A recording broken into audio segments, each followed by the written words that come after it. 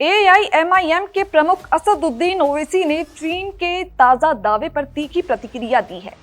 चीन ने हाल ही में कहा कि उसने भारत और पाकिस्तान के बीच हुए सीज फायर में मध्यस्थता की और तनाव कम करने में मदद की। ओवैसी ने इस दावे को भारत का अपमान करार दिया और मोदी सरकार से इसे आधिकारिक रूप से खारिज करने की मांग की। उन्होंने कहा कि चीन भारत और पाकिस्तान को समान स्तर पर रखकर खुद को दक्षिण एशिया में बड़ा दिखाना चाहता है और इस तरह की कथित मध्यस्थता को भारत कभी स्वीकार नहीं करेगा।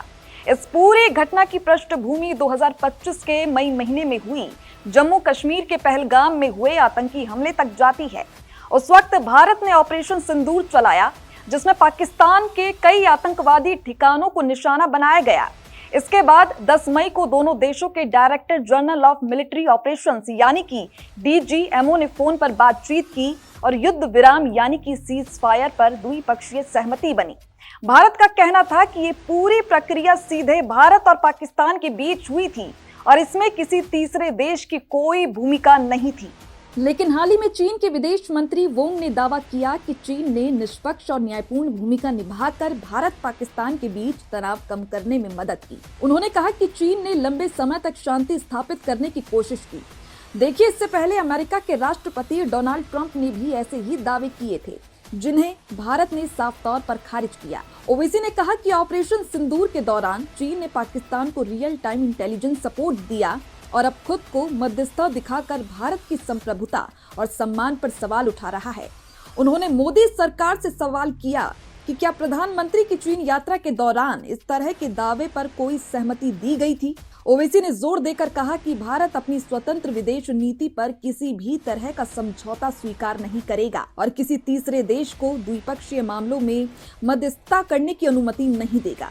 ओवैसी ने सोशल मीडिया पर लिखा कि चीन ये दिखाने की कोशिश कर रहा है कि वो दक्षिण एशिया में सुपर पावर है और भारत पाकिस्तान को समान स्तर पर रखकर खुद को बड़ा दिखा रहा है। उन्होंने कहा कि सरकार को इसे आधिकारिक रूप से खारिज करना चाहिए और पूरे देश को स्पष्ट कर देना चाहिए कि किसी तीसरे देश की मध्यस्थता स्वीकार नहीं है। विशेषज्ञों का कहना है कि चीन का ये दावा दक्षिण एशिया में उसकी बढ़ती महत्वाकांक्षा और क्षेत्रीय प्रभाव को दिखाता है, जबकि भारत के लिए ये रणनीतिक चुनौती है। ओवैसी ने यह भी याद दिलाया कि चीन ने पाकिस्तान को हथियार और इंटेलिजेंस सपोर्ट देकर भारत के खिलाफ रणनीतिक लाभ पहुंचाया और अब इस तरह के दावे भारत की सुरक्षा, संप्रभुता और अंतर्राष्ट्रीय छवि पर असर डाल सकते हैं। उन्होंने कहा कि चीन की ये हरकत न केवल भारत की विदेश नीति के लिए चुनौती है, बल्कि पूरे क्षेत्र में शक्ति संतुलन को प्रभावित कर सकती है।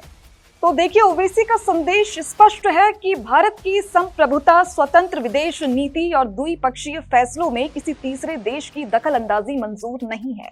उन्होंने मोदी सरकार से आग्रह किया है कि चीन के दावे का आधिकारिक खंडन किया जाए ताकि देशवासियों को भरोसा हो कि भारत की विदेश नीति पूरी तरह से स्वतंत्र, नियंत्रित और रणनीतिक रूप से मजबूत है। ये मामला सिर्फ एक दावे का नहीं है, बल्कि भारत की सुरक्षा, रणनीतिक स्थिति और अंतर्राष्ट्रीय कूटनीति के लिए महत्वपूर्ण संकेत है। भारत देखिए हमेशा से कहता रहा है कि पाकिस्तान के साथ सभी मुद्दे द्विपक्षीय हैं। इस घटना के बाद साफ हो गया है कि चीन अपनी छवि बढ़ाने के लिए दक्षिण एशिया में अलग तरह से दबदबा बनाने की कोशिश कर रहा है, लेकिन भारत अपनी नीति पर स्पष्ट है। तो फिलहाल के लिए इस खबर में बस इतना ही। बाकी ऐसी ही तमाम खबरों के लिए आप बने रहिए हमारे साथ और देखते रहिए भारत अपडेट।